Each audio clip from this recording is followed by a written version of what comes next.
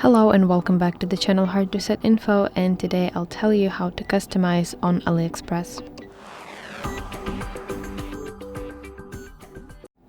First of all, when you search for an item on AliExpress to customize, you should always type custom plus item that you want to customize. For example, custom flag. When you see an item that you like, tap on it to open its details and go to description of the item, because here sellers usually describe what type of customization they can offer you.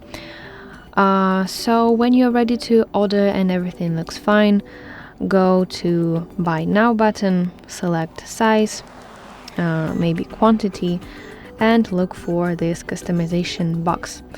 Sometimes AliExpress doesn't have this custom now box, and if you don't have that option, you have to just message the seller directly.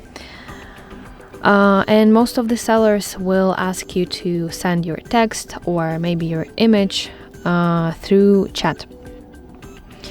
Okay, so back to customization. Here you can upload photo, submit everything by tapping save button, and make an order as usual. So that's basically how we can customize on AliExpress. I hope this video helps you. Please like this video and subscribe to our channel for more content like this.